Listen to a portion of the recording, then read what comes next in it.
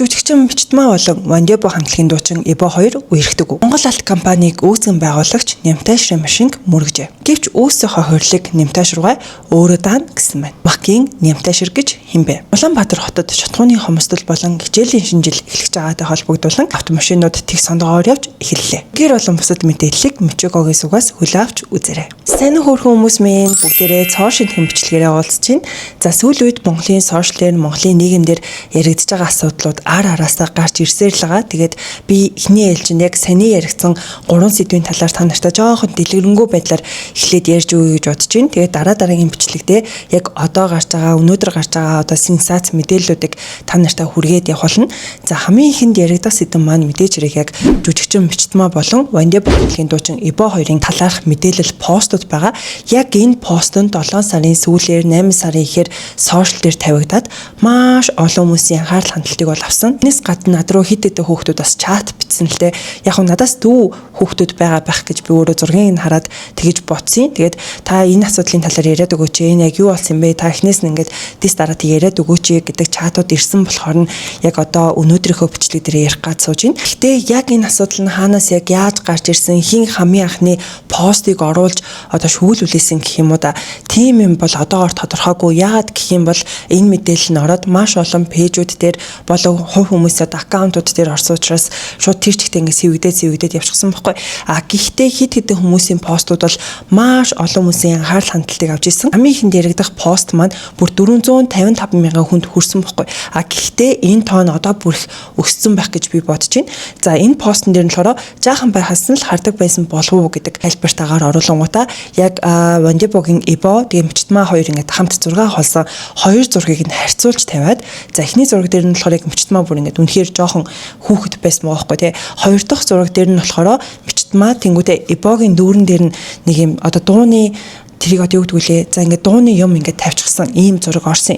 За тэгээд мөн Ибогийн нэг стори нь бол орсон байгаа. За энэ стори дээр нь ингээд баярлаа гэдэнгүүтээ гүзээлцэний эможи тавиад Мчтмаагийн хаягийг нь меншн хийгээд яг Мчтмаа ингээд сууж байгаагаар те энэ зураг нь ороод за хамгийн ихэнд гарч ирсэн яг энэ сэдвээр яригдсан зүйлүүд бол яг иймэрхүү пост тахгүй. Яг энэ постны нэг комент дээр энэ постноос илүү их лайк авсан нэг комент байсан. За энэ комент дээр болохоор энэ бүр яг жинхнээсээ ах нь хүлээнэ болсон байж дээ ха гэдэг ийм комент ч тэгээ бүр 785 хүн лайк дарсан байхгүй. Дараагийнх нь ярих зүйл гэх юм бол одоо тэр Ибогийн оруулсан стори дээр нь болохоор ингээд Мчтмааг меншн хийхдээ гүзээлцэний эможи тавьсан байсан шүү дээ. Тэнгүүдээ Ибо өөрийнхөө яг инстаграмын хаяг дээрээ гүзээлцэний эможи тавьсан байт юм байна. Тийм болохоор хүмүүс ингээд энэ бол зүгээр нэг давхцал биш ээ. Энэ бол яг утга учиртай байгаа зүтэй гэдэг зүйлүүдийг бас нэлээд бичсэн харагдчихсан. За дараагийн яригдах пост нь гэх юм бол 447 мянган хүнд хүрсэн пост байгаа. За Батана гэдэг хүний оруулсан пост байна. Хаалтаа сонгуульд ажиллана дээрээс нь педо энэ урлагийн салбар бүр сүүрч юм шүү дээ ППП гэдэг ийм постыг оруулсан. За тэгээд энэ пост нь болохоор бүр 1400 реакшныг одоо ингэж авсан байгаа хгүй. Гэхдээ ер нь бол лайк авсан гэсэн үг. Ягаад гэх юм бол трейдс дээр чинь одоо хаач гэдэг юм уу да тэгээ өөр юм дарагддаггүй зөвхөн одоо зүрх хэлбэрээр лайк хэлбэрээр дарагддаг штэ. За тэгээд энийхээ комментэн дээр ер нь Morning Star-ын Аза П бас 16-тай Мчтмаа эдрийн найзтай үерхэж байсан. Энэ хэдий дахиж гарч ирэх байтал нь cancel хэмээр байна П гэдэг ийм одоо комментиг өөрөө бичсэн байгаа. Энэхүү коммент нь 846 лайкийг авсан байгаа байхгүй. За тэгээд үүнээс болоод хүмүүс ер нь л тэр Morning Star-ын Азаг бас гаргаж ирсэн байгаа. Хэдүүлээ тэр талаар нь хойно ярих болно. Дараагийн пост нь гэх юм бол 346 мянган хүнд хүрсэн. За энэ дээр болохоор за тэгээд багаас нь харж байгаад 18 хөрөнгөт нь үерхэд байгаа юм шүү дээ хааха. Гэтэ бид нар бүгдээрээ л хүүхэд байж үтсэн. 10 жилд байхад хүнтэй үерхэх унтах чинь энгийн л үзэгдэл байсан биз дээ. Манай энгийн тал нь хүнтэй унтаад үтсэн л төгсөж байлаа гэдэг нэг юм эмхтэй хүний зурагтай ийм пост орсон. Гэхдээ энэ постноос илүү их лайк авсан бас нэг комент байсан. За энэ комментэн дээр за юу заваа юм яриад байгаа юм бэ? Өөршгөө сэтгэж гин гэдэг ийм комментиг бичсэн байлаа л дээ. Тэгээд би болохоор яг энэ комментиг бичсэн хүнтэй бол санал нийлж байгаа.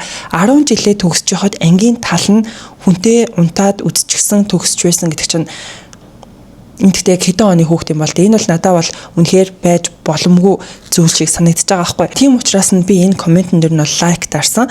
Тэгэд угаасаа яг энэ пост нь өөрөө 421 лайкийг авсан байсан бол энэ хүү комментэнд 2300 лайкийг авсан. Хамгийн гол нь яг энэ Мичтма Эбо хоёрын одоогийн зураг дээр нь Эбогийн царайн дээр ингээд нэг юм тавьсан байгаа шүү дээ. Гисэн ч гэсэн хүмүүс энэ бол Эбо юм а гэдгийг баталж гаргаж ирсэн ч гэж Эбо яг өөрийнхөө Instagram хаяг дээр нэгэн постыг оруулсан. Постн дээрээ яг тэр Мичтматай авсан зураг дээрх одоо подголготоо зүйлтэйгээ хүснийхэн заслалтан ч гэсэн яг тийм байгаа тий. Энэ бол би шүү гэдгийг илтгээд байгаа юм шиг тийм постыг оруулсан байсан л да. Тэгээд хүмүүсийн хамгийн сайн анзаарсан нь яг энэ Эбогийн зургийг Мичтматай хамт авсан зурагтай ингээд харьцуулангуудаа тэр арын гэрэл хөшиг ор энэ төр яг мөн байна. Яг нэг газрыг энэ одоо зургийн артал нь батлаад өгж гинөө гэж хүмүүс гаргаж ирсэн бохгүй. Тэгээд Мичтматай хамт авсан зураг дээрээ бүр ингээд яг араас нь ингээд гар нь ингээд твшгсэн гэдэг нас харагдаж ирсэн. Үгээрч зогсохгүй хүмүүс яг тэр буудал нь ямар буудал юм бэ гэдгийг мөн олж гаргаж ирсэн бэлээ. Энэ л хороо Шангрилагийн буудал юм байна л да. Тэгээд нэг хоногийн сая 468,843 төгрөг байдаг ийм өрөө гэдгийг нас гаргаж ирсэн байна. Яг энэхүү постн 149,000 хүнд хүрсэн бөгөөд за тэгээд оюун бодолтой тунгаанд бизээ гэдэг байдлаар энэ постоо оруулсан байхгүй. Тэгээд яг тэр Мичтма Эбо хоёрын зургийг нь оруулангуудаа яг энэ Шангрилагийн одоо буудлуудаа сурталчлах гэх юм уу яг тэр зургийг нь оруулангуудаа яг тэр арын гэрэл хөшиг юм мөн байгаа зү гэдэг одоо утгатайгаар энэхүү постоос оруулсан байсан. Тэр зураг сториноос нь гадна хүмүүс Вандебо хамтлагийн 2 сарын өмнө гаргасан буюу 5 сарын 9-нд YouTube суваг дээр оруулсан нэг дууг нь яг Мичтмад зориулсан уг нь яг мөн байгаа зү. Тэгээд энэ одоо дууныхаа клип дээр ч гэсэндээ форм өмсөн яг л Мичтмад зориулагдсан байгаа зү гэдэг зүйлийг гаргаж ирсэн. За энэ дууных нь яг Мичтмад зориулагдсан гэж хэлээд байгаа текст яг юу байсан бэ гэх юм бол чамайг дагуулж гарах хэцүү. Нас ч зам мэд харагдаж байгаа ч нэлээд дүү. Цогсоомоор цагийн зүг. Банк татагдах эдисүүд мянган сайхантай таарсан ч миний хүрд хэмжээнээс давсан бас зах хязгаараас ямар ч аниргүй чимээ шууганаас холтыг гэдэг ийм үгнүүдтэй байна. Тэгээд хүмүүс яг энэ хэсэг нь угаасаа олон насны зөрөөтэй тэгэл юм форм өмсөн ч гэсэндээ яг л Мичтмад зориулагдсан гэж яриад байгаа байхгүй юу? Гэсэн чинь манай сошиалын хэрэглэгчид Мичтма яг энэ дууг нь өөрийнхөө одоо нүг репост хийдэж штэ тий. Яг Instagram-ийнхаа тэр хэсэг дээр оруулж ирсэн нь яг зүгээр зүйлүү. Энэ яг хэвийн ямар ч юм холбоо хамаарал байхгүй хүмүүс яг инхүү гэх мэтчлээ. Тиймэрхүү зүйлийг бас олж анзаарч гаргаж ирсэн байлээ. За үүнийг болохоор шулам гэж байгаа юм шиг байна. Ийм тред саягтай хүн оруулаад Мичтма тэгээд Вандебогийн ганц Angel Don't дуртай болохоор репост хийсэн гэж үг гэдэг ийм постыг оруулаад за энэ пост нь 86,000 хүнд бол хүрсэн юм байна. Энэ болгоны араас Мичтма өөрийнхөө Instagram хаяг дээр нэгэн мэдээлэл маягийн бичлэгийг хийсэн бэлээ. За энэ бичлэг дээр хамт зураг авахуулаа гэд явуулдаг гэсэн үг ерөөсөө биш шүү дээ. Хурданч зураг авах болох уу гэд асуугаад зураг авахуулаад явдаг байсан. Одоо ингэж трец дээр намайг нэг хитгэн хаягууд л аягүй их сэвэдэн тэгээд надаар энэ улс төрийн ямар нэгэн сенсацыг ямар нэг юм дарах гэдэг юм шүү дээ. Гэтээ надаар ингэж дарамж гэж байхгүй байх л таа гэх мэтчлэл мэдээлэл хийсэн баахгүй. Мэдээлэл хийж гэдээсэн болохоор энэ бичлэгийг хийж байна. Тэгээд эхэндээ яг юун дээр мэдээлэл хийхээ жоохон ойлгохгүй байгаадсэн чинь миний нэг сторины зургийг SS хийгээд тэгээд твит дээр тавиад тэрнээс хойш амар сэвэгдээд ингээ яваад байгаа юм байна. За тэгээд нэгт гэхэд ямар амар дураараа тэгээ хүний сторины зураг тэгээ SS-ийг хадгалсан байж идгийн хизээ нэг гаргаж ир цацсан гэд хадгалсан байж идгийн. Тэгээ ганц тэр зурагч гэлтгөө өмнө нь бол зөндөл таараа зураг даруулж ирсэн шүү дээ. Би чинь нөгөө амар дэмждэг, шүтдэг болохоор ингээ багасаа л ингээ таарах болгондоо дандаа зураг даруулдаг байсан. Тэгээ тэр болгоныгоо ч гэсэн бас Instagram дээр стори хийн, пост хийн. Тэгээ сүүлд бас таарал ялчгүй зураг даруулж болох уу гэж зураг даруулсан. Тэгээ тэр зурган дээр байгаа хүн бол би юм уу? Тэгээд сторидо хийсэн ч гэсэн бас үнэн. Гэхдээ зүгээр тийм зураг даруулаад сторидо хийлээгээ заавал явуулдаг, харьцдаг, үерхдэг гэсэн бас биш шүү дээ. За тэгээд тэр чат мат нь бол өстө үнэхэр мэдэхгүй байна. Тэр одоо яг яадаг юмаа гаргаж ирсэн юм бас өстө мэдэхгүй байна. Тэр бол намайг одоо тэгээд муулаад доромжилж ивэл одоо бас яах вэ? Бас ялчгүй сторидо хийсэн нь бол үнэн. Гэхдээ тэгээд зүг зүгээр байгаа хүнийг тэгээд бас амар гутаан доромжлоод газар дор ортол нь муулж байгаа нь бас жоохон тийм их санагдаж байна. Тэгж улс төрийн сенсацыг надаар арай дарж марж байгаа юм бишэлгүй тий одоо яаж надад дарах вэ тий угаасаа. Яг энэ Instagram дахь бичлэгийг бүр сая 300 мянган хүн үзсэн байгаа байхгүй.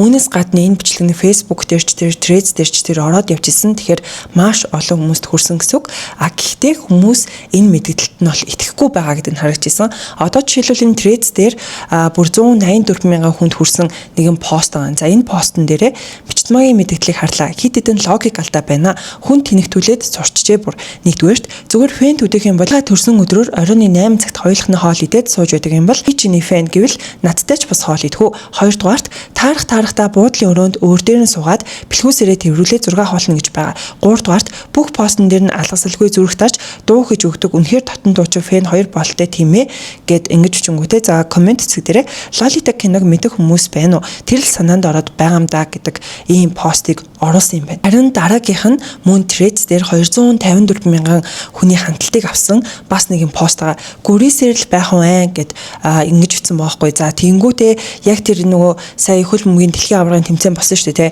Яг тэр үеэр дарагдсан зураг гэж бол би ойлгосон. Нөгөө фэнчд маань 26 оны World Cup-аар шүнжэнгөөл эрхэлдээд байсан гэд энэ хоёрын зургийг оруулсан баахгүй. Гэхдээ Эбогийн зураг нь яг энэ зурган дээр ингээд хажуудлаас нь гарсан. Бид энэ яг Эбо муу юм болов уу? Эбо гэж яг яаж хэн батлах юм бэ гэд өөрөө бодоод тэгэд Эбогийн Instagram руу нь ороод харсан чинь 7 сарын 20-нд яг энэ хувцастайгаа зураг авахуулаад пост байдлаар оруулсан байхгүй юу.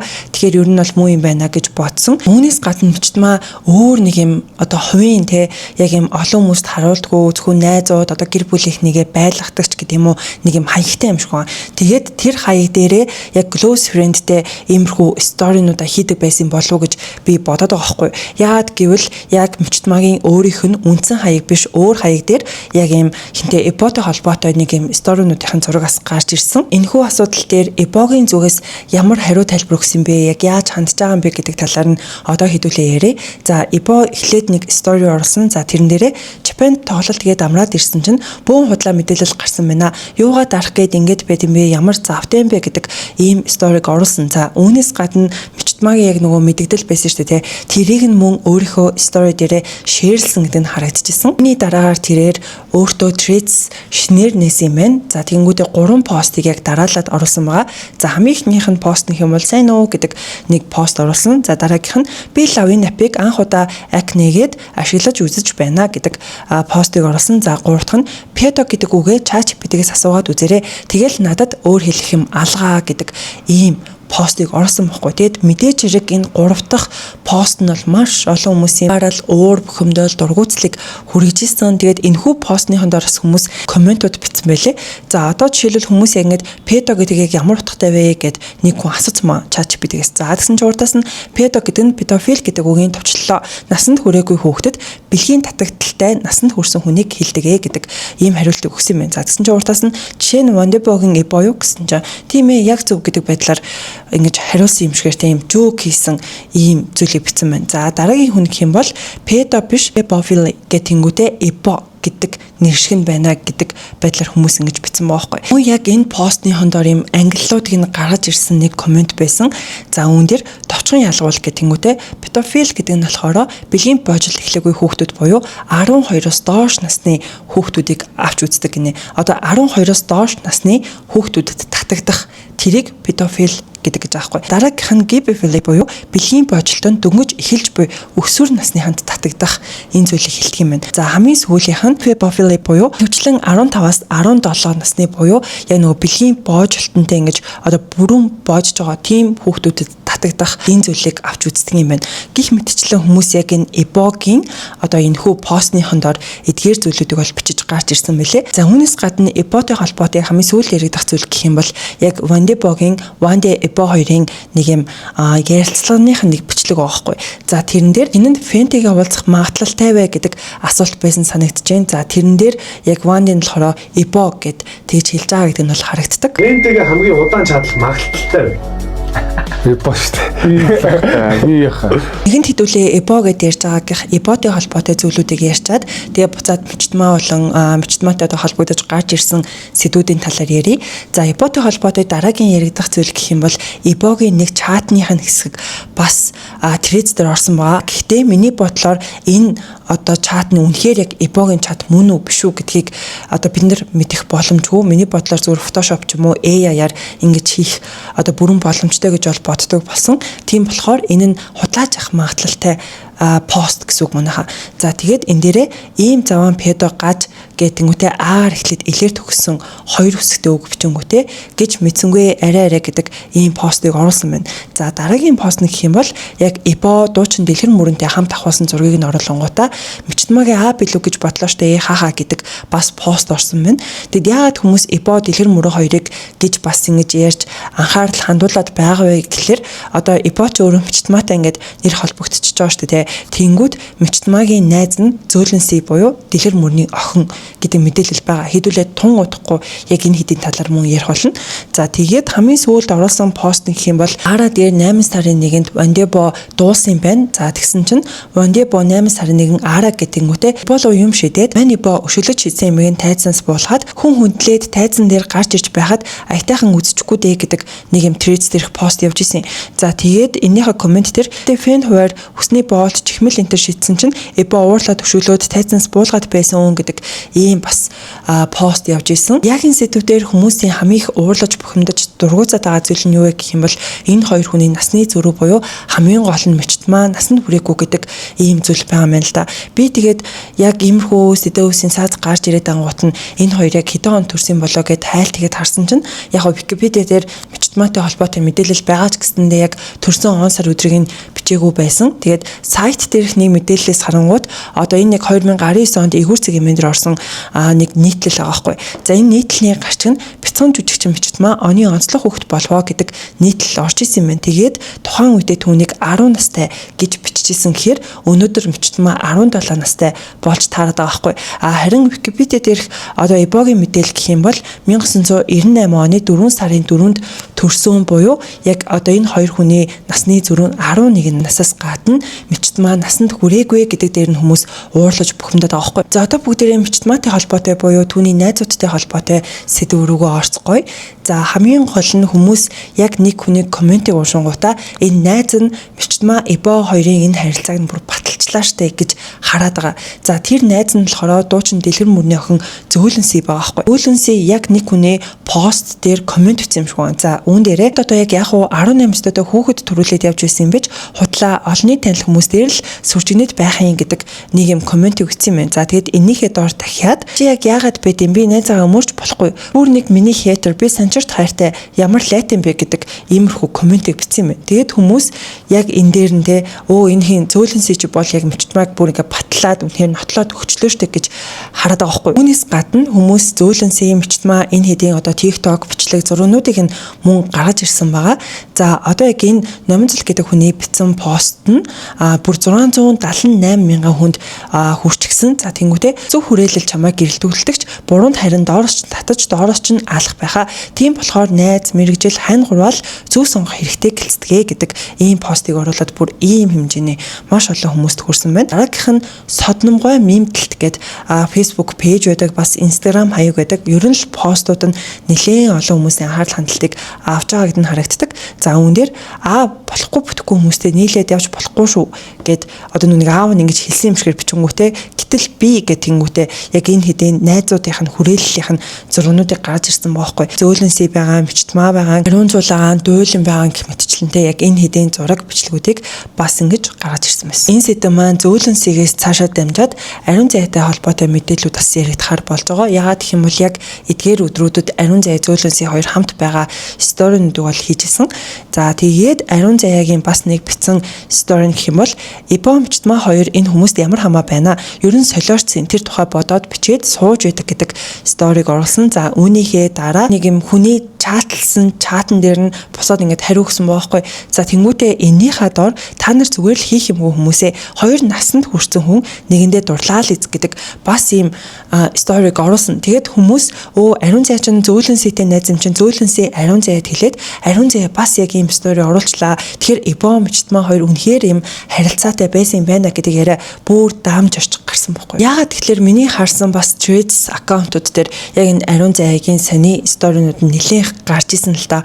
Тэгэхээр би яг л энэ талаар хүмүүсээс ингэж сэвээд ингэж ярьж яваад байгаа юм байна да гэж бодож исэн. За Мичтмантай холбоотой дараагийн яригдах зүйл гэх юм бол бас яг нэг хүний оруулсан пост байгаа. За энэ пост нь 428 мянган хүн харчихсан байгаа хгүй. За энэ дээр юу гэсэн бэ гэхээр та нар гэхдээ Мичтмаг сургууль дээр яг ямар байдгийг нь мэдэхгүй байна шүү гэдэнгүүтээ хаха гэдэг эможи тавиад аль урсгаж гасан банд нартай тэрвэрлтээд хэлэлцаад юп гэдэр нь үнэхээр жижиг 0-д найзтайгаа юм ярьж байгаад одоо энэ хүүхдүүд ийм тэнэг болчихсон юм уу гэдэл загнуулж байсан удаатай хаха гэдэг ийм постыг оруулсан. Тэгээд энэ нь бүр 400 хэдэн мянган хүнд хүрсэн гэхээр чинь бүр маш олон хүмүүст хүрсэн байгаа зү тэ. Муу яг эдгээр өдрүүдэд зөөлөн сэтэ холбоотой мэдээлэл постуудаас Threads Facebook дээр явж исэн л та. Тэрэн дээр болохоор зөөлөнс ингээд яг нэг юм залуутай хамт байгаа нэг юм бичлэг хийгээд оруулсан байсан. Тэгэл хүмүүс тэрэн дээр нь шуугалтаад үүнээс гадна зөөлөнсгийн бас нэг чатных хэсэг задраад маш олон хүмүүсийн бас дургуутслыг хүргэсэн байсан. За энэ чатан дээр яг юу гэсэн байсан бэ гэхлээр яг нэг найз руугаа л бичсэн чат юм шиг байгаа байхгүй. Сайхан охиныг бавчих юмсан гэд бичсэн юм байна. За тэгсэн чинь нөгөө найз нь ёо яана л да гэдэг хариу өчөөд за тэгсэн чинь зөрүүлээд яаж юм хөөрхөн байдаг байна гэдэг жаа. Сүлийг гэтэнгүүтээ эрэгтэй байсан бол гэдгснээ одоо нэг эрэгтэй хүний эрэгтэн байдаг шүү дээ. Тэрийг хоолойд чинь тултал шахаад чиний гидсэнд тултал хийх юмсан ха гэд нэг ийм чатыг бичсэн байна. Энэ чат нь бас яг задраад бүр бөө юм болсон байхгүй. Хүмүүс үүн дээр нь мөн одоо зөөлөнсийг ингэж буруутгалж байгаа те ямар ч хүмүүжил алга дэлгэр мөрөн хүүхдээ хүмүүжүүл гэж харж ийсэн хүмүүсээсэн нөгөө талаас болохоор зөөлөнсийг биш харин ч энэ найз нь үнэхээр муухай байна те. Ер нь л одоо юм хүмүүс чинь найзуудтайгаа янз бүрийн юм тэнэг юм бич зүгээр тоглолтог үсттэй. Энэ найз нь бол арай муухай байна гэх мэтчлэн бас зөөлөнсийг өмөрж байгааг дээр нас харагдсан. Ибо Мичтман хоёрын энэхүү зүйлтэй холбоотойгоор хүмүүс мөн Opposite-ийн инрэл болон Morning Star-ын азаа нарыг мөн гаргаж ирсэн байгаа. Зөвхөн Ибо бишээ тэгвэл энэ хэд чинь гэсэн адилхан педофил штэ гэх мэтчлэн тиймэрхүү постууд гарч ирсэн байхгүй. Инэрлэх дээр гэх юм бол яс ярил Opposite-ийн инрэлж бас педофил штэ. Өөрөө 1988 оных юм байж 2017 онд 29-тэй байж 15 настай охинтой үерхэд унтаж чивтээд өөрөө ч тэргээ хүлэн зөвшөөрөөд Улаанбаатар ярьж байсан гэдэг ийм пост орсон. Тэгээд энэ пост нэр болохоор папарацци гэмээр дээр орж исэн тухайн үеийнх нь нийтлэлийг гаргаж ирсэн байгаа байхгүй. Энэхүү нийтлэл нь 2018 оны 9 сарын 20-нд орж исэн бөгөөд Opposite хамтлагийн дуучин инрэл насан туршид охиныг удаа дараа хүчирхийлжээ гэдэг ийм гарчигтайгаар орж исэн юм байна. За тийгээд инрэл нь Б гихч 12 дугаар ангийн сурагч охиныг 15 настайгаас нэхлэн удаан дараа хүчирхийлсэн гэмт хэрэг үйлс асуудлаар Сүхбаатар дүүргийн цагдаагийн 1-р хэлтсэд шалгагдаж байна. Охирогч 2017 оны 4-р сарын 29-ны өдөр Facebook-ээр инрэлтэд танилцжээ. Улмаар хохирогч охинд дурлсан гэж итгүүлж 2017 оны 7-р сарын 5-ны өдөр урдаар хорхоололт байрлах өөрийн гэртээ авчиж хүсээгүй байхад нь хүчээр бэлгийн харилцаанд оржээ. Үүнээс хойш хэд удаа хүчирхийлсэн, за мөн харт амиг хэрэглүүлсэн гэх мэтчлэн ер нь нэг иймэрхүү жоохон урт нийтлэл байсан. Тэгээд энэ хэрэг нь яг яаж шийдэгдсэн бэ гэсэн чинь одоо цагдаа нарын ч гэсэн хөдлөхгүй байна. Одоо энэ инрэл цагдаа нарт хавуулах гэсэн байж магадгүй байна гэдэг байдлаар яг н хохирогч охины ээж гомдолтой байгаа гэдэг одоо агуулгатай ийм нийтлэл орж исэн юм байна. Гэхдээ энэ нийтлэл нь яг түрүүний хэлсэн папарацци гэмээр дээр бол бичигдэж байгаагүй яг туг цэг гэмээр дээр орж исэн байл да. Тэгээд энэ нийтлэлийн төгсгөлд хуулийн байгууллагаас тусламж хүссэн хохирогч охинд төрийн цагдаа төмөр нутгаа харуулснаар хэргийг мухарталд оруулж амьдралд дөнгөж хөл тавьж буй жоохон охиныг зөвшөөрөл гомдолд хүргэж цагдааг үзээ ядах сэтгэлийг бий болгожээ. Opposite хамтлагийн дуучин инэрлийн дээрх үйлдэлүүд нь эрүүгийн хуулийн хүсэл зоригийн эсрэг хүчиндэх 16 нас хүрээгүй хүнтэй бэлгийн харьцаанд орох, бэлгийн замыг халдвар төвчин халдаах, хүүхдийг тэнүүжлэл мансууруулалт хүргэх, харт амиг хэрэглэх гэсэн 5 зүйлээр зөвлөлчлөгдөх хүнд гэмт хэрэг ажээ. Түүнчлэн 30 нас хүрч яваа инрэл ЭЦГ-ийн харт амиг мансууруулах бодистой тэмцэх хэлцийн мансууруулах бодисын хэрэглэгчдийн бүртгэлд хамрагдсан нэгэн аж. Ингэж төрийн цагдаа хүчирхийлэгч гэмт хэрэгтэн нар нэг баг болж ганц охинтой ядарсан эмэгтэйг хууль завхруулан хохирох болсон нь ердийн үзэгдэл болсон байна гэдэг ийм нийтлэл орж ирсэн. Тухайн үед буюу 2018 оны 9 сарын 20-нд News CGM дээр арай өөр утгатай нийтлэл орсон байлээ. За энэ дээр рэпер инрэл хүчингийн хэрэгт холбогдсон уу гэдэг гарчигтайгаар энэ хүн нийтлэл нь ороод за тэнгуүтээ одоо түүнтэй холбоотой ийм асуудал ингэж үүссэн гэхдээ рэпер залуу ил мэдээллийг өгөөсгөж өөрийнхөө цахим хуудаснаа миний талаар худал мэдээлэл яваад байна хэмээн нийтэлжээ. Албаны их сурвалжаас тодруулахад ийм хэрэг шалгагдаж байгаа. Гэтэ хэргийг гүйлсэн хэсэг нь одоогоор тодорхойгүй гэсэн тайлбар өгсөн юм а. Ямар ч тач ил хэргийг хууль шүүхийн байгууллага шалган үнэн зөвийг тогтоох бизээ гэдэг ийм бас нийтлэл тухайд орж исэн юм байна. Харин Morning Star-ын Азаатай холбоотой мэдээлэл нь болохоор Азаагийн яг нэг охиныг үнсэж байгаа одоо бичлэг зургнууд нь бол таарсан. Ялангуяа би Instagram-ийн нэг аккаунтаас бол харсан. За тэрэнд харангуйтаа Азаач гэсэн насанд хүрээгүй хүүхэдтэй үерхчихсэн штэ гэдэг мэдээлэл явж байгаа байхгүй. Гэхдээ энэ нэг одоогийн цаг үе дээр биш. Миний яг уншсан хүмүүсийн коммент дээр бичсэн зүйл гэх юм бол яг 2023 оны үед юм шиг байна. Тэгээд тэр охин нь болохоор Том дөрвөн толгойт гэдэг кинонд дээр яг энэ жүжигчин Бичтмаатай хамт тоглодог Номын Эрдэнэ гэдэг охин юм байна. За тухайн үед тэр охин ч гэсэн насанд хүрээгүй байсан штэ гэдэг зүйлүүдийг хүмүүс гаргаж ирсэн байлээ. Мөн яг хүмүүсийн бичсэн бас нэг комментоос нь болохоор Азаа гэхдээ тэр охиноосоо олон ах байгаагүй. Тэр хоёр 4 насны зөрөөтэй байсан. Азаа ч өөрөө 2002 оныхоо гэх мэтчлэн зүйлүүдийг бичсэн байсан. За ингээд олныг шуугуулад байсан сошиалэр маш олон хүмүүсийн хайрл хандлтыг авсан сэдвийн талаар та нартай ярьж өглөө. Тэгээд та хэд маань яг энэ сэдвүүдээр юу гэж бодож байгаа вэ гэдгийг манайхан коммент зэгт бичээрэй. За манайхан бүгдээрээ дараагийн ярих сэдв рүүгээ орцгоё. Энэ сэдвэн 7 сарын 31-ний өнөөдөр сошиал дээр ороод за мөн л сошиалыг донслогсон олон хүмүүсийн анхаарал хандалтыг авсан сэдв байгаа буюу Монгол Алт компани захирал Нямтайшрын машинг нэгэн портер мөрөглөө гэдэг мэдээлэл бол баг бүх сайт, бүх пэйжүүд дээр орсон. За одоо энэ Real News дээр түүний унаж яваа машин бол Rolls-Royce Cullinan буюу дэлхийн хамгийн том түүхий очир эрдэнэ нэрээр нэрлсэн. За үнэн гэсэн чинь 330 мянгаас 450 мянган ам долларын үнэтэй ийм машин гинэ. Тэгэхээр Монгол мөнгөөр бодохоор 330 мянган ам доллар гэж бодох юм бол яг тэрбум 188 сая төгрөгийн үнэтэй машин байгаа хгүй. Тэгэхээр мэдээч хэрэг сэлбэг хэрэгсэл нь бол маш үнэтэй байх нь тодорхой. Тэгээд яг энэ мэдээлэл орсны дараа хүмүүс янз бүрийн таамагийг дэвшүүлж эхэлсэн. За эхний хэсэг нь одоо яана энэ Porsche дээр залуу яаж энэ үнэтэй машины одоо сэлбэгийг нь төлнө яана гэж харж исэн. Нөгөө талаасаа муу яг сошиал дээрх дийлэн хүмүүс юу гэж харж исэн бэ гэхээр Нямтайш руу одоо юм портертэй хүнээс юу авах вэ? Бараг мөнгө авахгүй баха, мөнгө авахгүй гэх баха гэдэг яриа маш их гарч исэн. Зарим хүмүүс яг энэ яриан дээр нь бол маш уурлаж бухимдчихсэн л да. Юу гэсэн үг юм бэ? Тэр портер мөргцэн болохоос ш ямар Нямтайш руу очиж мөргцэн юм уу? Тэр хүн чинь өөрөө мөргсөн юм чи одоо өөрөө хариуцлага хүлээх хэрэгтэй штэ. Мөнгөтэй хүн мөнгө авахгүй баха гэдэг чинь юу гэсэн үг юм бэ? Та нар надад ийм тэнэг сэтгхүйгээсээ салаач гэх мэтчлэнтэй яг тэр асуудал дээр ингэж уурлаж бухимдж байгаа хүмүүс бас харагдсан байгаа. Ингээд яг хүмүүс одоо тэр портерийн жолоочоос юу авах вэ? Авалгүй байд юм бэ гэх мэтчлэн хоорондоо талцаад хэрэлдээд байж хойгуур яг маргааш нь шинэ мэдээлэл орсон байгаа. За одоо жишээлбэл энэ өнөө CGM дээр орсноор Rolls-Royce Cullinan машины хохирлын үнэлгээ нь $135 мянган буюу 500 орчим сая төгрөг болсон гэх мэдээлэл байна. Уг машины урд байрлах хөргөлтийн системийн эдэн гэвдэрсэн бөгөөд Хонконг руу захиалж авах зардал нь энэ ажээ. Харин машины урд купер болон засварлах ажлын хөлсний зардал үнэлгээнд ороогүй байна. Мөн их сурвалжийн мэдээлснээр Нямтайшир ослын талаар ямар нэгэн гомдол гарахгүй бөгөөд учирсан хохирлыг өөрөө бүрэн хариуцгаа илэрхийлжээ гэдэг мэдээлэл орсон. Тэгэд яг энэхүү мэдээлэл нь өөр бусад сайтуудад бас ороод явсан.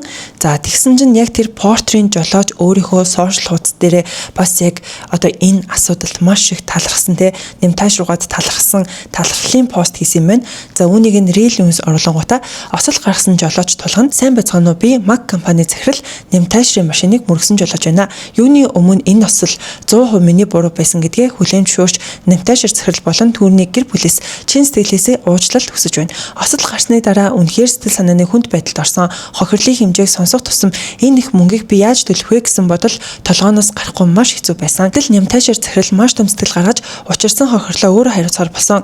Энэ шийдвэрийг сонсоод үнэхээр их баярлаж бас маш их талархсан. Хүн мөнгийг ямар их хөдөлмөрөөр олдгийг би сайн мэднэ. Тийм болохоор надад үзүүлсэн энэ ойлголцол хүнлэг хандлагыг би хизээж мартахгүй. Сүүлийн 2 өдөр намайг шүүмжилсэн, буруутгасан олон хүн байсан. Энэ бол миний гаргасан алдаа. Хариуцлагч бас минийх. Энэ явдал надад маш том сурамж боллоо. Цаашид замын хөдөлгөөнд илүү хариуцлагатай, илүү анхаарал боломжтой оролцож ийм алдаа дахин гарахгүй байх болно. Нямтайшир захирал танд дахин чин сэтгэлээсээ баярлалаа. Сайн сайхныг хүсэн өрөөё гэдэг ийм зүйлийг бичсэн байна. Гээд энэхүү асуудал нь яг хүмүүсийн таамаглаж ирснээр те портертэй жолоошоос юу ч авах вэ? Нэмтааш руу авахгүй хаа гэж хүмүүсийн таамаглаж ирсэн таамаг нь бэлээ олж нэмтааш руугаа яг тэр хүнээс бол авахгүй би энэ хүү зүйлээ өөрөө хариуцчихъя гэж бол ингэж хэлсэн юм байна.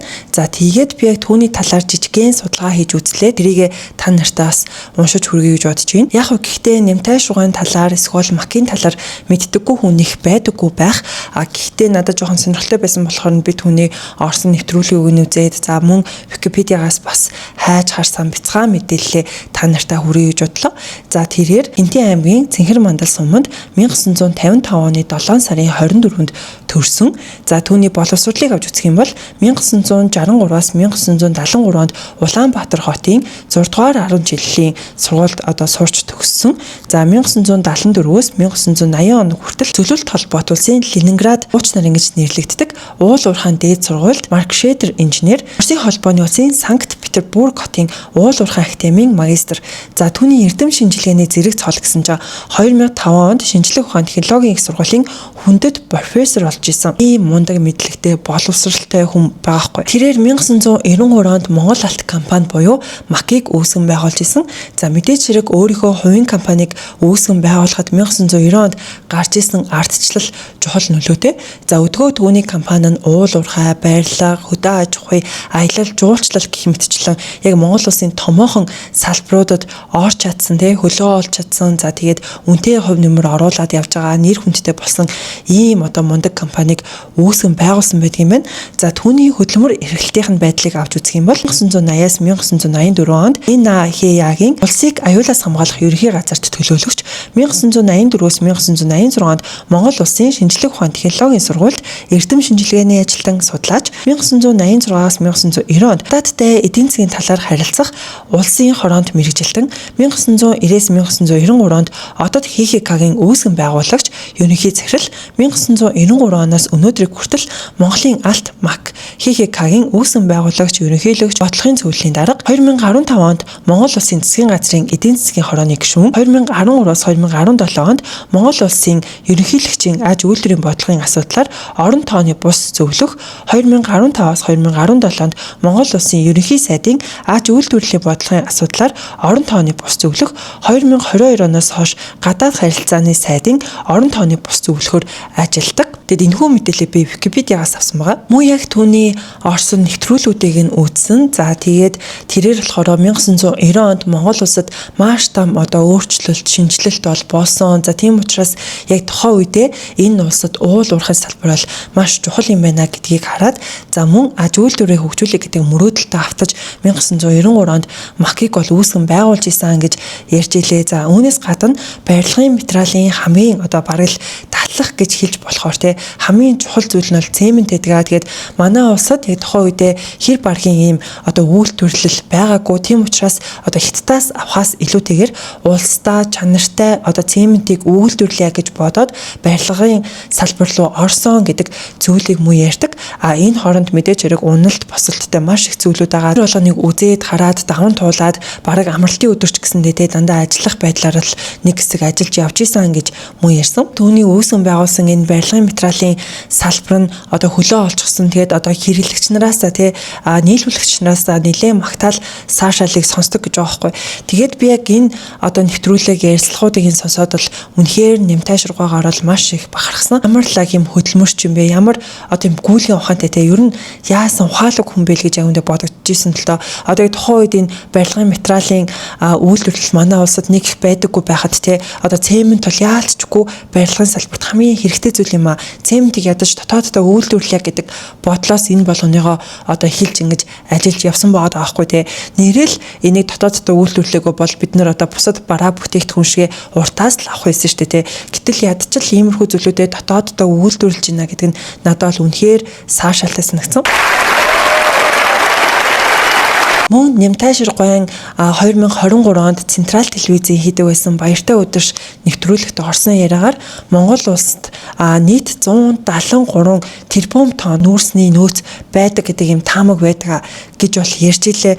Энэ бол үнэхээр их тоо гац тэ. Бүр тийм хэмжээний бид нар ийм одоо ийм баялагтай, нүүрстэй ийм хүмүүс аахгүй юу. Тэгээ би яг энийг сонсчод бүр тийм их юм уу гэд нэгдүгээрт гайхаад, хоёрдугаарт яг тэр нөгөө нүүрсний хулгайчдыг бол жоохон дургу хурцилээ л дээ. Яалтчгүй Монгол улсын баялаг бол Монгол иргэдийн баялаг шүү дээ. Гэтэл цөөхөн хэдэн хүний гараар ороод ингэж яваад байгаад нь л бас үнэхээр харамсмаар бол санагдсан. Түүний гэр бүлээс гэх юм бол яг аав нь улс төрд нөлөө бүхий хүн байсан бэлээ. Одоос бараг 50-60 жилийн өмнө гэсэн үг шүү дээ. Тэгээ тухайн үеийн улс төрчин бас юм жоохон адармаатай байсан юм шиг байгаа те. Ялангуяа нөгөө зөвлөлт холбоот улсаас айгүй хамааралтай. Тийм болохоор ингээл ер нь хилмигдүүлэлт айгүйх болдог байсан. Аав нь ингээд хилмигдүүлээд аваад явдаг, шоронд хийчдэг иймэрхүү үйл явдал болдог байсан. Тэгээд үүнээс нь би ингээд баг байхаас ахуулаад айгүйх юм хатуужил сусан гэж өөрийгөө боддгоо гэд за мөн ааваас нь гадна авгах нь гадаад хэргийн сайд за мөн төв хорооны нарийн бичгийн дарга яг юм уус төртэй холбоотой хүмүүс байдаг байсан. Тийм болохоор өөрөө бас нэг их уус төрд орё гэж бодож байгаагүй. Тийм бодол нэг их төрдөггүй байсан гэдэг талаараа мөн ярьдаг. Тэрээр 2022 онд аав Бямбагийнхаа нэрэмжит сургуулийг Сэлэн аймгийн Ерөө суманд ашиглалтанд оруулсан бөгөөд тус сургууль нь 11.1 тэрбумын хөрөнгө оруулалтаагаар бүтсэн 960 хүүхдийг хүлээн авах хүчин чадалтай ийм сургуулийг барьж байгуулсан байна. Тэгээд яг аав ахтай холбоотойгоор 1984 онд аюулаас хамгаалахад ажилладаг байхад нь энэ хүний гарал үүсэл нь болохгүй байна гэд одоо нүг аав ах хоёр нь улс төрд нөлөө бүхий хүмүүс байсан учраас шууд ажлаас нь халаад байрнаас ингээ гаргацсан гэж аахгүй. Тухайд хоёр томон төрсэн байсан эхнэр нь декреттэй байсан мөртлөө яалтч өөрийг нь ингээд ажлаас нь халаад ажилд авахгүй болонгууд эхнэр нь бүр ажилд ороод ингэж бол гэр бүл авч явж исэн. Тухайн цаг үе бол ийм хэцүү байсан. Дараа нь 1986 оны үед яг сайн хүмүүсийн ачаар дахиж ажилд орж ингэж ажиллах боломжтой болоод тэгээд яг 90 онтой залгаад араас нь ингээд үйл явдлууд болж исэн гэж ярьсан. Түүний хүүхдүүдийг мэддэггүй хүн бас байдаггүй бах гэж бодож байна. За түүний том хүү бол Номтой Баяр гэд одоогоор улсын хурлын гишүүн. За мөн өөрийнхөө намыг үүсгэн байгуулсан. Охин нь болохоор Цэлмүүн буюу Макийн одоо гүйцэтгэх захирлаар ажилладаг. Мөн яг Цэлмүүнийг хүмүүс нөө Shark Tank нэвтрүүлгээр нэлээд таньдаг болж исэн шүү дээ. Яг нүг Shark-аар бол оролцож исэн. За яг тэр нэвтрүүлэгт ороод бас яг монголчуудад нэлээд танигдсан гэх юм уу. Аав нь улс төр сонирхоогүй ч гэсэндээ түүний том хүү Номтой Баяр нь улс төрийг сонирхоод 2012 онд улсын хурлын гишүүнээр сонгогдоод өнөөдөр хүртэл улсын хурлын гишүүнээр бол ажилладаг штэ тий. Гэхдээ карьер нь тэр чигтээ ингээд гишүүнээр сонгогдож яваагүй. Зарим одоо үед ингээд завсарлсан гэдэг нь бол харагдчихсан. За энэ мэдээлэл нь яг Википедиа дээр за мөн улсын хурлын гишүүдтэй холбоотой мэдээлэл нөгөө нэг парламент цэцэг юм дээр байдаг штэ тий. Яг тийш нь ороод харахад бол байлээ. За ингээд яг том хүн улс төрийн карьер хөвөөд яг улс төрч хүн учраас бизнесийнхаа байгууллагыг удирдуулах хэрэгтэй болоод 2016 онд яг охин Цэлмүүнийг Мака одоо ингэж удирдуулах захирлаар бол томилсон байлээ. Гэхдээ охиноо энэхүү албан тушаал дээр нь шууд тавиагүй алба албанд байлгаж үзээд ингэж одоо албуудыг удирдуулж үзээ. Тэгээд хамгийн сүүлд нь ингэж удирдах тий бүр ингэж гүйцэтгэх захирлаар тавьсан гэж аахгүй. Нямтайшир гоён гэр бүлийг ярьж байгаа бол түүний ууган ач хүү мөнгөн шагаагийн талаар ярихгүй байж болохгүй. Яагаад гэх юм бол түүний талаарх мэдээлэл нэг хэсэг Монголын сошиал дээр гарч ирээд Америкийн нэгдсэн улсын алдартай цэргийн сургуулийг төгссөн монгол офицер гэдэг нэг хэсэг бас буужигдчихсэн. За мөнгөн шагаа нь 2013-аас 2017 онд Америкийн нэгдсэн улсын West Point цэргийн сургуулийг ерөнхий цэргийн офицер эдийн засагч мэргэжлэр дүүргэсэн. Хамгийн бахархмаар нь түүний төгссөн энэхүү сургууль нь дэлхийд алдартай цэргийн сургуулиудын топ 3-т багтдаг гинэ. Монгол улсаас элсэн суралцсан хүн маш цөөхөн байдаг ийм алдартай сургууль юм байна. Мөнгөн шагаа Номтой Баярыг 17 настайд нь төрсэн бөгөөд яг өвөө эмээгийнхээ хамгийн бага хүү шиг нөссөн ийм хүн юм байна. Тэгээд хүүгээ ерөөсөө яг тийм Америкийн цэргийн сургуульд ажилладаг цэргийн хүн болно гэж ерөөсөө боддоггүй байсан гинэ. Яг л инженер болгоно гэж боддог байсан чинь нэг өдөр Америкийн элчин яамнаас залгаад за тэгээд гэр бүлээр нь бүр ингээд Америк улсад уураад тэгээд гэр бүлээр ингээд очсон чинь хүүн яг тэр цэргийн сургуульд байдаг гэдгийг бүр ингээд тэндээс мэдсэн гэд тэгсэн. Тэгэхээр хүүн бүр ингээд өвөөгөөсөө нууж ингэж өөрийнхөө хүсэл зорилгыг гэж биелүүлж явсан байхгүй тий. Анх яг энэ мэдээг сонсоод бол дурамжхан хүлээж авч исэн. Гэхдээ сүүлд ингэж хараад яг хүүгээ ойлгоод тэгээд бүр илүү ингэж дэмждэг, бахархдаг харагддаг болсон гинэ. Яагаад гэх юм бол яг энэ хүү салбар нь одоо бие биелэлтээр сэтгэлийн хат, төсвөр хатуучлыг бага наснаас нь суулгадаг дэлхийн мундаг цэргийн ягтай амьд ингэж сурч төгснөө гэдэг чинь бол үнэхээр том зүйл юм а гэж яг тэр нэвтрүүлэг дээр ярьж байгаа байхгүй юу? Мөнгөн шагаа загвар нэмсэгч Ялгуун 2 2019 оноос хойш үерхсэн бөгөөд 2026 оны 7 сард буюу яг сарын өмнө хормоо хийсэн байгаа. Мөнгөн шагаа хорндоо ирээд Батлан хамгаалгын цэргийн ангид өөрөө салаан даргаас эхэлж ажиллаад за мөн Афганистанд тусгай ажиллагаанд хамрагдчихсэн. Англи улсад жижиг улс орнуудын үндэсний аюулгүй байдлыг хэрхэн яаж хамгаалах вэ гэдэг сэдвээр мастрийн зэргийг хамгаалсан гэж байгаа байхгүй. Бүр үнэхээр мундаг байгаа ч тий. Тэгээд ер нь хүүхдүүдийнх нь энэ мэдлэг боловсрол юмнуудыг хараад байгангууд хүүхдүүдэд маш зөв хүмүүжүүлсэн. За мөн гадны том ихтэй сургуулиудад үнэхээр амжилттай одоо сурч суралцаж ирсэн ийм багахгүй. Тэгэхээр би бол яалтчгүй нэмтайшруугаар за мөн нэмтайшруугийн эхнэрээр нь бол үнэхээр их бахархсан. За тэгээд яг тэр баяртай өдөрш нэвтрүүлэгт ороод за яг тэр нэвтрүүлгийн хамгийн төгсгөл ингэж баяргаа асуудаг байхгүй. Танд ингэж яриаггүй зүйл байгаа юу? Одоо ямар нэгэн үлдээсэн зүйл байгаа юу гэдгсэн чинь айгүй хөөрхөн зэ тэрэн дээр эхнэрээ ярьдаг. За манай эхнэрийг хулан гэдэг 1976 онд анх танилцаад 1978 онд номтой баяр хүүгээ бол төрүүлж исэн. Тэгээд тухайн үедээ хоёулаа Оросд сурдаг, хоёулаа оюутан тэгэл хүүхдээ аваад очсон. За тэр үед бас амьдрал бол үнэхээр хатуу чанга байдаг байсан гэд тиймэрхүү зүйлүүдийг ярьдаг байхгүй. Тэгээд үнэхээр ингэж харахаар зүр аль алинтэй бүр ингэ оюутан байхаас ахуулаад бүр тгээс амьдралаа эхлээд өдийг хүртэл ингэж хамтдаа явж чадсан тийм мундаг хүмүүс байгаа хгүй юу. Үүнээс гадна тэрээр эхнэрийгээ ярихдаа одоо миний энэ хүртэл ингэж явж ирэхэд бол би маш их ажилдаг өдөр шөнөгөө бараг хагас бүтээ сайнгуу ажилдаг үеуд байдаг байсан. За тэр үеэр манай эхнэр айгуу сайн ойл одоо гэрийнхээ арт талыг айгуу сайн хариуцж авдаг. Тэгээд ямар ч үед айгуу их дэмждэг байсан гинэ. Тийм болохоор өдөө зэрэгтэй бас явж байгаах гэж боддог гэд эхнэртэй үнэхээр их баярлаж явдгаа илэрхийлжсэн л та. Тэгээд надаа энэ нь бол үнэхээр хөөрхөн санагдчихсан. Яг л баг залуу наснаас ингэж хамтдаа маш гоё явж байгаа юм хүмүүс байгаа байхгүй. Тэгээ би бодсон чинь 1976 онд анх танилцсан гэхээр өнөөдөр 2026 он гэж бодохоор чинь одоо яг 50 жилийнх нь ойн баяр байгаа зү тэ бүр вау. Oh my god. Wow. За одоо манайхан бүгдээрээ хамгийн сүүл яригдах ярих сэдв нь өөрөө жижигхэн мөртлөө яг яригдж байгаа зүйл нь маш том сэдвийн талаар буюу яг шатхууны хомсдлын талаарх мэдээлэл рүүгээ орж ийн. За мэдээж хэрэг Монголд сүүлд шатхууны хомсдолд орсон. За тэгээд колонкууд маш урт оочор дарааллыг үүсгээд байгаа учраас тэгс сондоогоор шатхуун авах ийм арга хэмжээг авч эхэлсэн байна. Гэхдээ энэ нь мэдээж хэрэг хүмүүс таалагдахгүй байгаа. Нэг төөрөгдөлд учруулад байгаа зүйл нь юу вэ гэх юм бол хоёр дахь өдөр ингээд за одоо сондгоо машин шатхуун авна гэд хэдүүлээ зүгээр бодъё л доо тий. За тэгээд хоёр дахь өдрөө тэр машинууд ингээд оочрлоод байжсэн чинь шөнийн 12 цаг болонгууд тэр машиныг явах юм уу яах юм бэ гэдэг асуултын тэмдэг бас гарч ирээд байгаа байхгүй юу. Яагаад гэх юм бол хүмүүс бүр ингээд оочор дараалалт ингээд байсаар байгаа шөнийн 3 гэж шатхуун авлаа 4 гэж шатхуун авлаа гэдэг асуудал гарч ирээд байгаа шүү дээ. Тэгээд явах юм уу явахгүй юм уу гэд яг үүн дээр бөө юм болж илээ. Үүний өмнө үүсээд байсан асуудал нь шатхуун түгээх станцууд дээр бүр маш их хэрүүл тэмцэл болж байгаа гэдэг нь харагдчихсан. Тэр нь болохоор иргэдийн оруулж байгаа бичлэгүүд байгаа байхгүй тий. Үүн дээр нь яг зарим колонк шатхуун өгөхгүй гэсэн мөртлөө нэг арын хаалганы хүмүүс ч мөнгө очиж шатхуун аваад тэнгууд нөгөө иргэд нь мэдээж хэрэг уурлаа штэ. Яагаад энэ хүнд ингэж өгөөд байгаа юм бэ? Яг яаж байгаа юм бэ гэд хэрүүл хийж байгаа хүмүүс байна. Зарим нь ингэж оочор дайрсан яасан хийсэн гэд ерөн л шатхуунтай холбоотой бүр колонк төр маш их хэрүүл тэмцэл болж илээ. Бензин байгаа, тэнд нь бензин байхгүй гэдэг өөрөө. Энэ цагтаа юм уу? За би харчих зүгээр. Энэ цагтаа юм уу? Энэ хөө одоо цагтаа юм уу? Алин цагтаа юм? Тэгээ цагтаа гэхээр ингэж бидний урдаар орж авд юм уу? Наошноо шиг. Босоо та нар юм байгаа юм чи бид нар мянга босоо яах юм? Та нарын марчаагүй байгаа юм чи. Та нарын марчаагүй чи 50 чи яагаад наа боцтой байгаа юм? Тэгэхээр яа тий. Оо чи дайрлаа хөөе. Чи дайрчлаа хөөе. Зүгээр колонкууд дээр шүү дээ. Цагдаа нэг бол гарга. Үгүй бол өдөржин шинжээ хэрүүл. Одоо энэ үг зүгээр хэрүүлийн хойд босч хаасаагүй хэрүүл хийгээл. За колонкоор сонаа ч юм уу ийм л байна да манайхан. Зүгээр л энүүгээр бөө хэрүүл бөө очор бөө.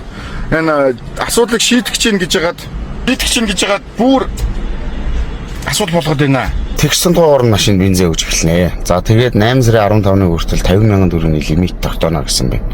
Тэг жоохон логиктой бодож шийдвэрээ гаргаж юм байна. Ерөөсөө нэг машинд 100 км явах шатхуун л өгдөг байх. Зохицуулт хийвэл яадгийг. Шатхуунаас гадна мөн тэгш сондгоон асуудал төр одоо 8 сарын 15-наас эхлээд одоо нөгөө нэг хичээлийн шинэ жил эхлэж байгаатай холбогдуулан Улаанбаатарын хөл хөдөлгөөн гэсээд за нөгөө оюутан сурагч нар маань хоттоо ирдэг штэ тий. За үүнээс нь хамаарад бас 8 сарын 15-наас 9 сарын 15-ны өдрийг хүртэл автомашин тэгш сондгоогоор явна гэдэг бас юм журам гаргаж байгаа юм байна. Тэгээд хүмүүс үүн дээр нь бас л маш их уурлаж бухимдчихлээ. Би яг нэг эмэгтэйгийн бичлэгийг харсан байхгүй юу. Тэгсэн чинь манай гэр бол хотоос маш юм хоол байдаг. Тэгээ би одоо яг яаж явах юм бэ те энэ тэгш сондоо гэдэг асуудал чинь одоо би яг яах юм 7 хоногийн би 3 өдөр нь ажилдаа явчихад үлцэн хоногтод би гэртээ байх юм уу? Яг яах ёстой юм бэ? Ийм балаа юм а болооч гэгээд ерөн л нэлээ уурлаж бухимдаж байгаа гэдэг нь харагдчихсан. Энэ 8 сарын 15-наас эхлээд бүх автомашинуудыг улсын тэгш сонгоо дугаараар нь 7 хоногт нэг өдөр явуулаад нэг өдөр явуулахгүй гэсэн тушаал гарцсан юм байна. Би сая нэг Facebook-ийн нэг сайтаас мэдээлэл гарсан байхад олж харлаа. Манай энэ Монголын улс төрчид энэ эрх баригч нар эхийн эцээхгүй туглын тураахгүй гэдэг тактика болиулж яасан юм бэ? Ард түмнээ яг тэгж байлгаж байгаа байхгүй юу? Одоо шүү дээ бензин яалаа тасарсан. Ер нь энэ тасарсан бензиний нөөц саваа бэлдээгүй хэний буруу юм? Энэ удирдлага төр засгийн буруу. Тэгээ өнөөдөр Монголын ард түмнийг ингээ нэг амьдралын нэг зогсоочхонд бол 50,000 төгрөгийн 4-5 цаг ойчилж бензин өгч ин заяа. За тэгсэн чинь одоо 8 сарын 15-наас эхлээд одоо ингээ тэгш сондгоогоор машин явуулах юм байна. За би маш хол амьдардаг хүн хотын төвөөс. За тэгээ би ажилдаа явахдаа би өөрөө хувийнхаа унаагаар явдаг заяа. Тэгээ би яаж ажилдаа явах вэ? 7 хоногийн би 4 өдөр нь ажилдаа явж 3 өдөр л би ажиллах нь байна шүү дээ. Тэгээ миний 4 өдрийн цалин хэн өгөх юм? Шатхуунтай холбоотой дараагийн ярих зүйл маань одоо нөгөө тэгш сондгоор шатхуун шүү дээ тий. А гэхдээ тэр нь лимиттэй байна. Нэг хүн 50,000-д л аавна гэж байгаа байхгүй. За тийм лимитийг гаргаж өгөө тэгш сондгоо хуваарлалт хийгээд за хүмүүс ингээл бүр бөө юм болж байгаа. За үүнээс гадна зарим хүмүүс ярьж байгаа нь нэг колонк төр очиулаад 50,000 аваад дараагийн колонк төр очиод дахиад 50,000-ыг авал болох юм биш үү? Үүнийг хэн мэдх юм бэ? Гих мэтчлэн постууд ингээд жоохон жок хийсэн постууд явж исэн байхгүй. За тэгсэн чинь энэ асуудлаар дахиад яг өнөөдөр нэг мэдээлэл орсон байлээ. Хүмүүсийн баримт уншуулсан тэр ингээд системээр нь харангууд хүмүүс яг нэг өдөр 50,000 гаруй ингээд өөр колонкоос шатхуун аваад ингээд тэр баримтаа уншуулсан байна. Ийм асуудал үүслэгээд бас бүр тийм мэдээлэл пост явж исэн. За ингээд та нартай энэ удаагийнхаа бичлэгээр иймэрхүү мэдээллүүдийг хүргэлээ. За би яг бичлэгнийхаа төгсгөлд өөртөө холбоотой бас нэг ганц хоёр юмыг ярьчээ гэж бодлоо. Миний яг өмнөх бичлэг дээр нэг хүн уул нь гоё өндөр хамартай юм. Гэтэ хамар нь битүү гэд биччихсэн байсан байхгүй юу. Тэгээд нэр би одоо хамарныхаа имчилгээг хийлгэж байгаа. Яг сар имчилгээ хийчээд тэгээд дахиж зураг авахуулаад хагалгаанд орохгүй шийдэд нүг салст маань ингээ морицсан байгаа шүү дээ. Яг тэрнийхээ хагалгаанд бол орох юм бэлээ. Тэгэд яалтчгүй миний нүг доторх одоо ингээ хамраа зүгээр ингээ харангууд ингээ тэгшгийн юм шиг мөртлөө яг ингээд доторхын харангууд ингээд салст нь морицс юм бэлээ л дээ. Тийм учраас заавал тэрийгэ тэгшилжиж би бүрэн амьсгалж ингээд одоо чөлөөтэй зөв ярьж бас сурахаар байгаа таахгүй. Хамрын битүү маань гэсэн тэрнээс болж одоо гарна гэх юм уу. Түнс одоо ингээд яг миний хамар ингээд амьсгалж чадахгүй надад өөрт бол маш хэцүү байгаад идгийн. Гэтэ та хэд маань хэрвээ санаж ивэл би бүр 5 сард удахгүй хамарны хагалгаанд орно гэд ярьжсэн шүү дээ. Тэгсэн чинь би нүг айгу амархан бодж л байсан юм бэлээ л дээ. Шууд улсын имлэг дээр очиод харуулаад имчилгээ хийлгээл хагалгаанд орчихно гэж бодоодсэн чинь хамарны хаалгаа нэгдүгээрт маш урт очертэй юм байна. Тэгээд энэ хамарны хаалгааны энэ очер энэ юмнууд чинь яг үнэндээ бас төрийн өндөрлөгтэйгээ хүмүүстэй холбоотой болж таардаг байхгүй. Яагаад гэвэл бид нар байнгын утаатай те өвөл болгон утаатай амар тоос шороотой.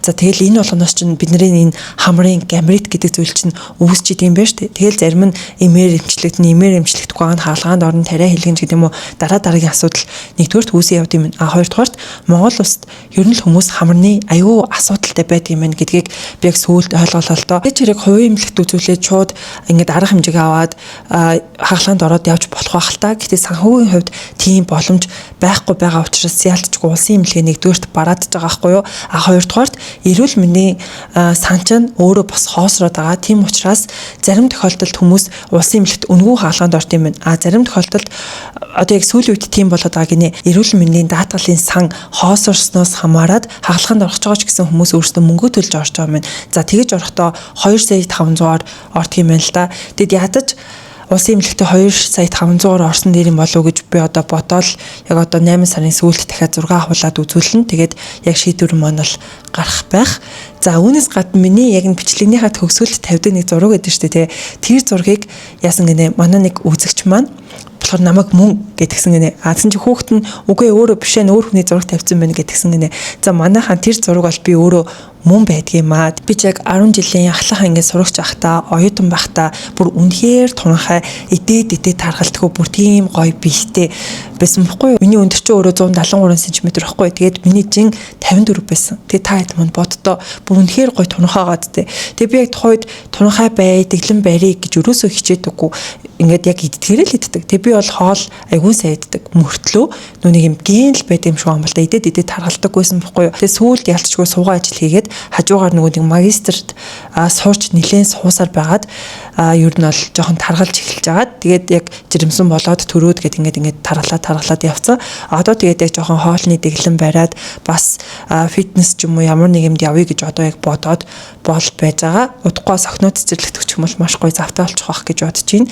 За надаар бол яг нэг иймэрхүү сонтой байна. Тэгээд тэр зураг бол би мөн шүү. Яалтчгүй тийм турхай, урт үстэй бүр үнэхээр хөөрхөн охин байсан. Одоо л нас яваад төрөөд тархлаад ийм болсон байгаа болохоос ш гэдэг шиг те. Гэтэ би бол хүмүүсийн нөгөө нэг би ийм байсан гэж ярьдагт нь уулын дургуу яг хэн байх нь чухал болохоос ш хэн байсан нь чухал ш гэдэгт уулын санал нийлдэг. Тэгээд одоо бас өөртөө анхаарад явна гэж бодож байна. За тэгээд манайхаа энэ удаагийн бичлэгээ энэ хүргээд дуусгая. Тэгээд та хэд маань лайка дараарай, комент хийрээ, бас subscribe хийгээ дараагүй байх юм бол заавал дараад өгөөрэй манайхаа. Мөн бичлэгний төгсгөлд миний Instagram, Facebook хаягууд гардаг байгаа. Тэгээд та хэд маань намайг бас даарай. Тэгээд дараагийн бичлэгээр уулзцаая хөрхөн хүмүүс минь. Түр баяртай.